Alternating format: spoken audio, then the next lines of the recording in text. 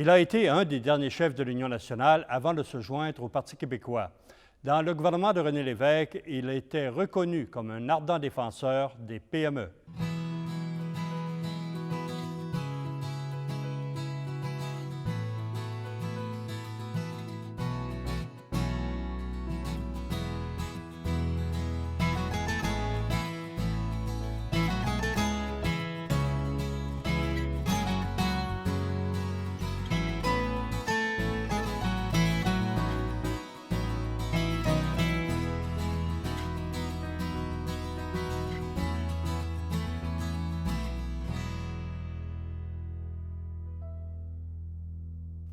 Bonjour, M. Biron. Bonjour. M. Biron, vous êtes issu du monde des affaires, vous avez dirigé l'entreprise familiale et ça vous a amené à négocier avec plusieurs entreprises au Canada et en Amérique.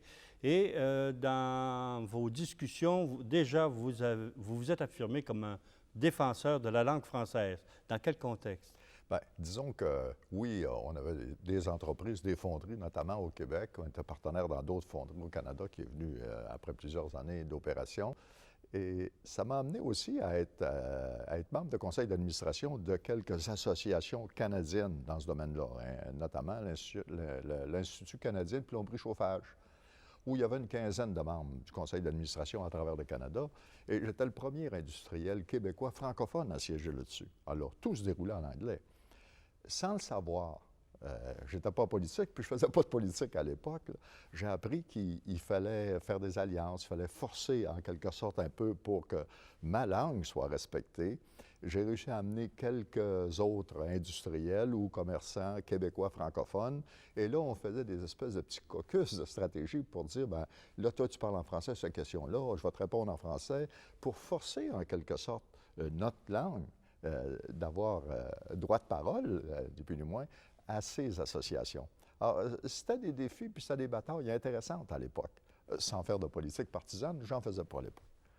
Vous avez milité aussi, le mot est peut-être pas précis, dans les Chevaliers de Colomb. Vous êtes impliqué dans ce groupe qui était assez influent dans les années 50-60. Quel genre d'implication vous avez mené là-dedans? C'est exact. À l'époque, les Chevaliers de Colomb au Québec étaient assez influents. Et moi, j'ai été chanceux, j'ai milité avec ces gens-là, je les ai connus, j'ai monté lentement les échelons pour arriver à la tête des Chevaliers de Colomb du Québec et même de président canadien, député d'État du Québec. Et on a augmenté le nombre de membres de façon considérable. Je me souviens avec le juge Maurice Perron, qui était un de mes grands amis, avec Benoît Levasseur, qui était un sous-ministre à Québec, avec Martin Forêt, avec le juge Marquis. On a entrepris des batailles pour que, d'abord, premièrement, le Conseil suprême communique en français avec nous, puis deuxièmement, qu'il ne communique pas avec nos membres, que nous, au Québec, contrairement à tous les autres États américains, c'est nous qui communiquons directement avec nos membres sur à peu près tous les aspects de la vie des Chevaliers de Colomb. Les batailles ont été difficiles. Je me souviens même que le Chevalier suprême, à l'époque, m'appelait le séparatiste du Québec. Mais la politique, vous y avez touché un peu sur le plan municipal. Vous avez été maire de votre municipalité, Sainte-Croix, je crois. Est-ce que c'est un accident de parcours, ça, ou si c'était, bon, on va voir ce qu'on peut faire en politique? C'était plus un accident de parcours. Les gens sont venus me voir et m'ont dit, écoute, si toi, tu acceptes si tu acceptes d'être maire, il n'y aura pas de chicane, on va réussir à remettre tout le monde ensemble. Et puis, j'ai toujours été préoccupé du respect du point de vue de l'autre.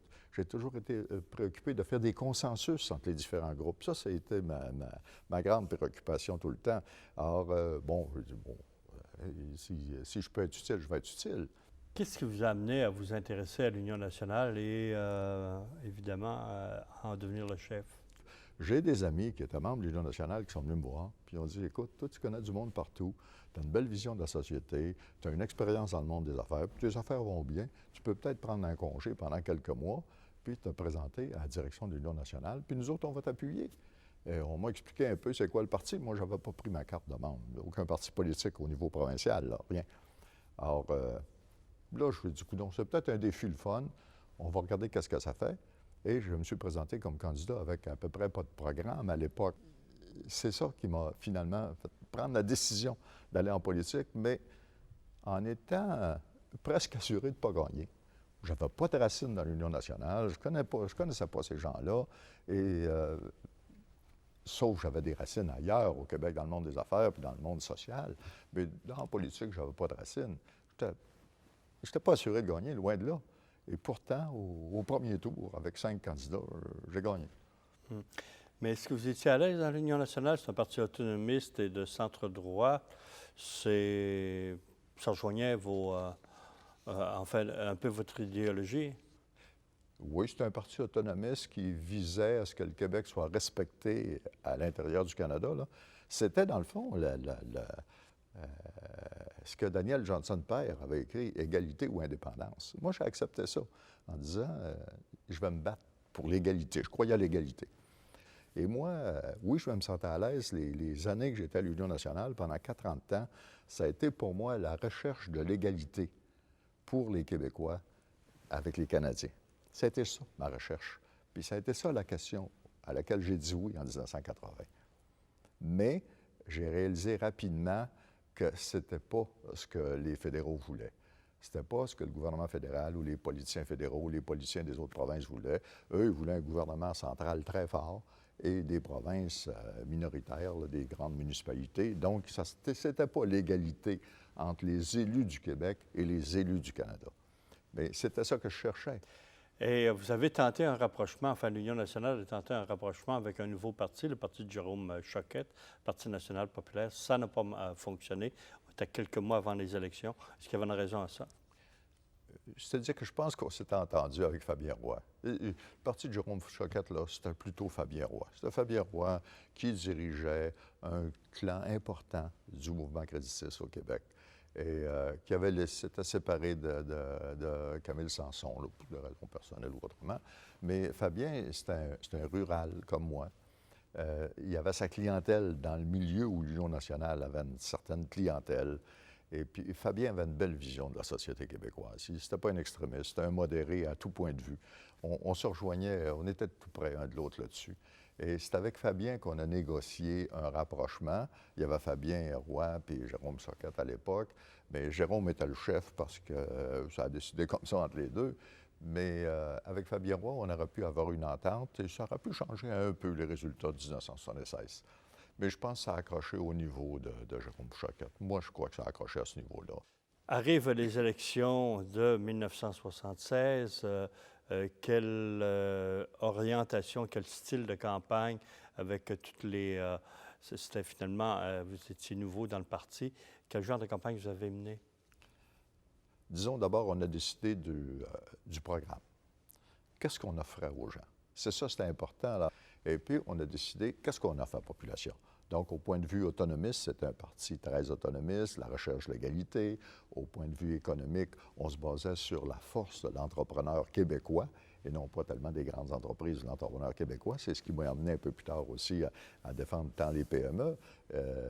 Au point de vue social, on avait une position, je pense, qui était pas mal de centre. Alors, donc, on a décidé de notre programme politique. À travers ça, bien sûr, il faut le dire, il y avait aussi une crise linguistique au Québec avec les anglophones. Les francophones, très, très nationalistes, c'était certains qui étaient avec le Parti québécois de René Lévesque. Les anglophones étaient devenus orphelins depuis un petit bout de temps à cause de la loi 22. Alors, on s'est dit, il faut essayer dans notre plateforme,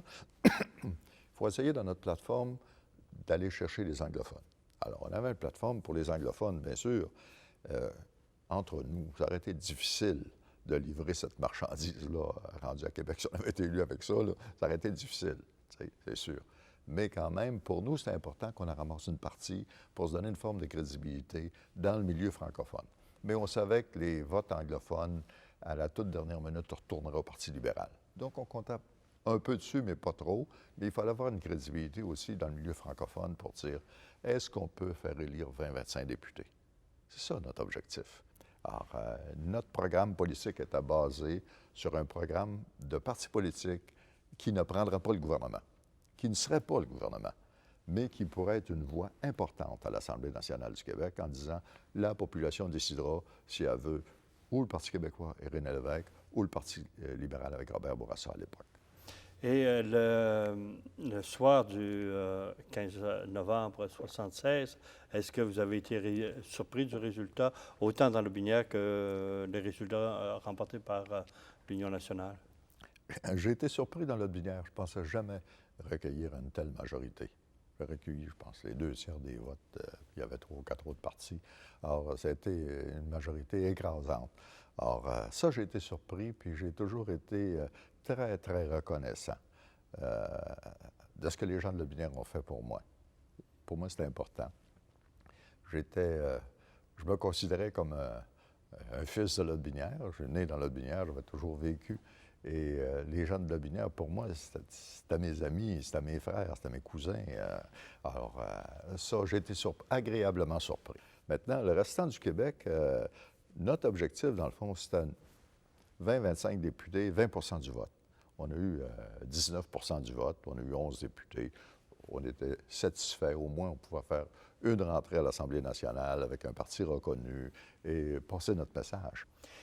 Une fois élu, est-ce que c'était difficile de rallier les points de vue à l'intérieur même de votre parti? Il y avait des anglophones, des francophones, il y avait des fédéralistes, je dirais, nationalistes. Il y avait toutes sortes de tendances et c'était un peu une coalition. Oui. L'Union nationale, en fait, à l'époque, c'était une coalition. Et il fallait que ça continue comme ça, une coalition. Et une coalition, c'est toujours plus difficile à gouverner. Alors, tout le temps que j'étais chef de l'Union nationale, ça a été extraordinaire, dans le fond. Sauf qu'on sentait bien, nous, que le tapis allait nous glisser sur les pieds quelque part lorsqu'arriverait le référendum. On savait qu'au référendum, il y arrivait une question référendaire quelques années plus tard, puis que la question, là, il faudrait répondre par oui ou non. Pas peut-être. Il n'y avait pas 3 réponses, il y en avait 2. Donc, il fallait se brancher. Ceux qui voulaient aller pour le oui devaient aller travailler avec les gens du Parti québécois, qui était le premier parti et qui était le gouvernement du Québec. Puis ceux qui étaient pour le non devaient aller avec le Parti libéral, qui était le 2e parti, puis était l'opposition officielle. Et puis, le 3e, il n'avait pas, là. C'était assez difficile. C'était très difficile. Mais on a réussi à maintenir cette coalition-là jusqu'au référendum. Mais au référendum, bien là, c'est une autre histoire qu'on racontera. Justement, cette coalition-là, plus le référendum approchait, plus les tensions devenaient évidentes dans votre parti. Est-ce que vous avez tenté de trouver une question qui satisfasse tout le monde, autant les libéraux, les péquistes que les gens de l'Union nationale? Oui. Et moi, j'avais suggéré à Claude Ryan à l'époque, bien, je pouvais le faire parce que j'étais le 3e parti, il fallait que je me branche à quelque part.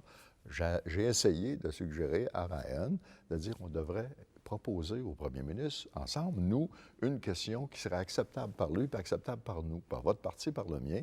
Et là, on pourra faire un front commun vis-à-vis du gouvernement fédéral pour gagner quelque chose pour le Québec. Et Ryan, j'en ai pas voulu, puis j'ai toujours compris son attitude. Il m'a dit, écoute, je suis en politique, là. Si on fait une coalition avec le gouvernement, avec le Parti québécois, tu sais bien que nos partis là, vont se grainer. Alors, on ne peut pas faire ça. Alors, je reste persuadé qu'il fallait se tenir ensemble puis avoir une question unitaire. Puis en même temps, si on avait fait ça, moi, je pense que j'aurais sauvé l'Union nationale, mais je ne suis pas sûr que Claude Ryan aurait sauvé le Parti libéral.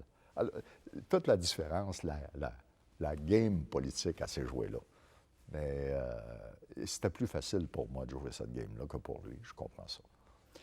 Durant votre mandat de 1976 à 81,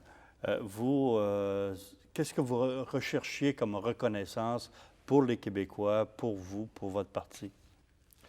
D'abord, la grande reconnaissance, c'est pour le Québec. Là. On voulait gagner le droit de gérer nos propres affaires. Ça, c'est... aujourd'hui, on peut appeler ça l'autonomie. On peut appeler ça la souveraineté partenariat ou souveraineté association. C'était le droit de gérer nos affaires en étant associé avec les Canadiens. Et ce que je cherchais pour mon parti à l'époque, c'était ça. Dire, on peut-il trouver une formule qui fasse en sorte que le Québec gagne? Deuxièmement, est-ce que je peux trouver une formule à travers ça pour que mon parti gagne aussi? Alors, c'était à la recherche de l'égalité, c'était pas mal solide, l'égalité ou l'indépendance qu'avait dit Daniel Johnson. Ça a été C'était une époque très intéressante à cette époque-là. Vous étiez quand même le deuxième parti d'opposition. Est-ce que vous avez mené des batailles contre les réformes que le PQ amenait, entre autres sur, je ne sais pas moi, la loi anti-briseur de grève, parce que c'est quand même un parti plus de centre-droit, d'autres comme l'assurance automobile, la loi 101, etc. là? Oui, on a livré on a livré des batailles, mais pas des batailles doctrinaires. On voulait faire en sorte de trouver une formule, puis ça collait à ma personnalité de chercher des consensus, trouver quelque chose qui a de l'allure, qui fait l'affaire de tout le monde. Et à ce point de vue-là, comme chef de parti, j'ai rencontré souvent René Lévesque pour y faire part de mon point de vue.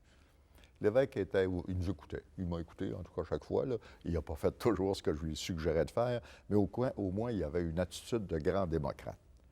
Il disait, qu'est-ce que vous en pensez? Et des fois, c'est lui qui m'appelait. Il disait, on va débattre de tel projet-là, j'aimerais ça vous en parler. Alors, des fois, c'est lui qui m'appelait. On en parlait, je disais ce que j'en pensais. On a gagné des bouts, même souvent, avant même que les lois soient écrites. Je suis pas mal persuadé de ça. Je reconnaissais des petits bouts que j'avais discutés. Et dans votre parti de l'Union nationale, qu'est-ce qui a été l'élément déclencheur? On approchait du référendum de 80 pour que vous quittiez la direction du parti.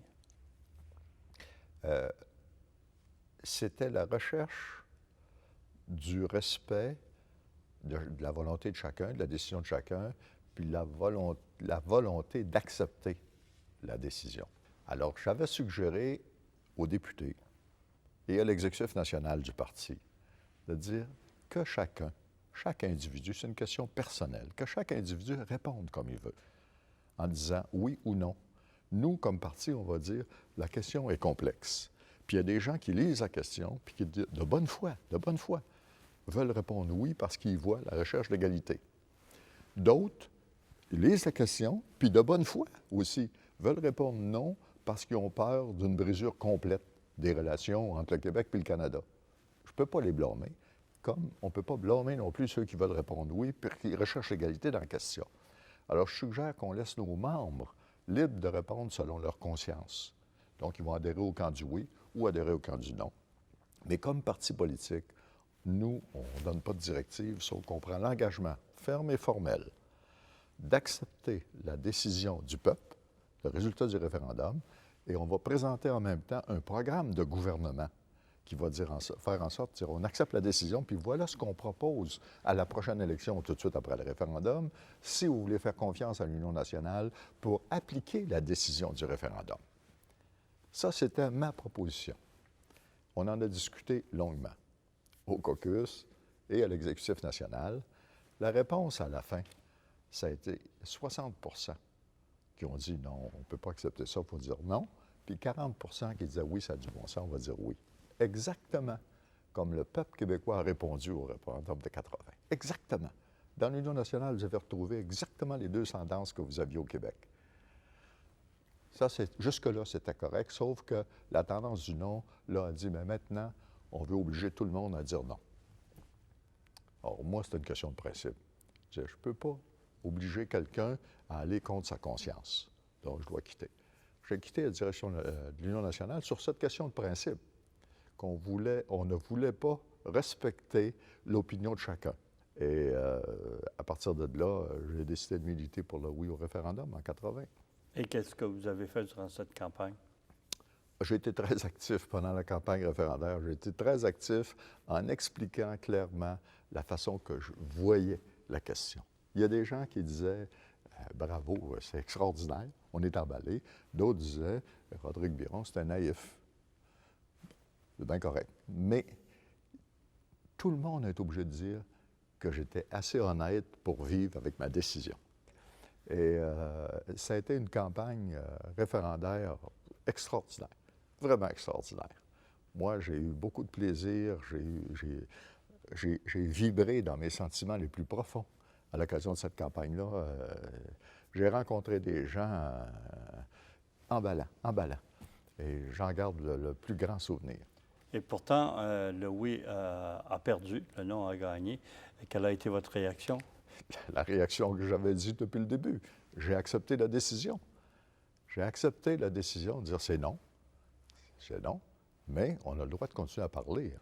Et la grande déception que j'ai eue après ce référendum-là, ça a été de voir que le Parti libéral fédéral, le gouvernement fédéral, Pierre Trudeau en particulier, Jean Chrétien, etc., n'ont pas respecté l'engagement solennel qu'ils ont pris envers les Québécois en 1980. Quand Pierre Trudeau a dit « Votez non », ça veut dire oui à un changement constitutionnel important tel que vous désirez l'avoir le Québec depuis longtemps.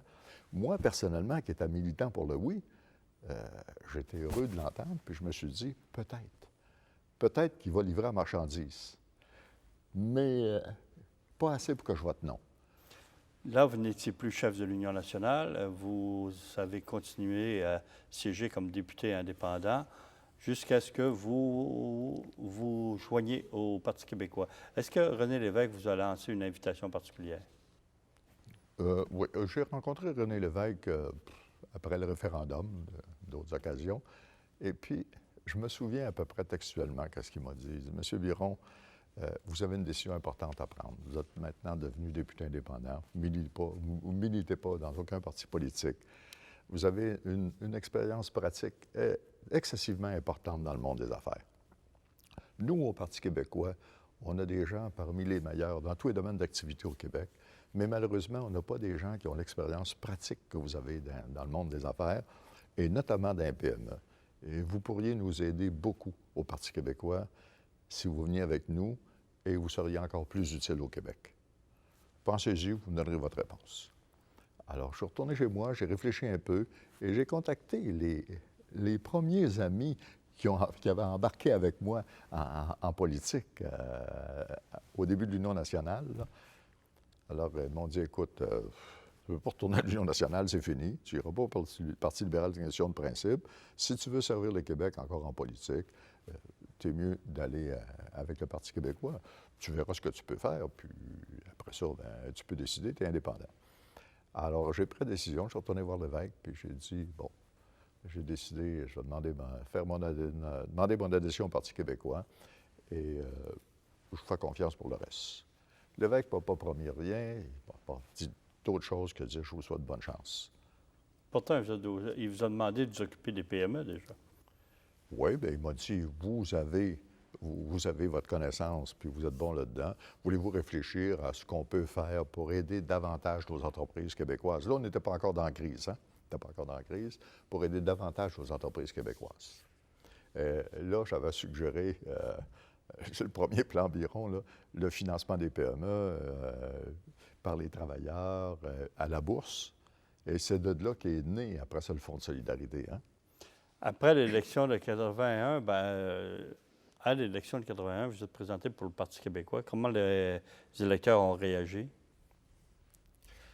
L'électeur du comté de Lotbinière a réagi d'une façon, je pense, modérée puis sympathique. J'ai été réélu pour le Parti québécois dans le comté, puis les gens ont compris ma démarche. J'ai pris le temps d'expliquer. Les gens ont compris ma démarche. Ça a été sympathique. Ça a été bien correct. Puis j'ai été admis dans les membres du Parti québécois d'une façon extraordinaire. À tel point que j'avais jamais milité trop dans d'autres partis politiques, sauf l'Union nationale. Mais là, je tombais en amour avec le Parti québécois parce que les gens étaient des militants, il y avait un cœur à bonne place, ils étaient ouverts, ils étaient emballants puis emballés. Alors, j'ai trouvé ça le fun, puis j'ai milité beaucoup dans le Parti québécois après parce que les militants, c'était des militants extraordinaires, extraordinaires.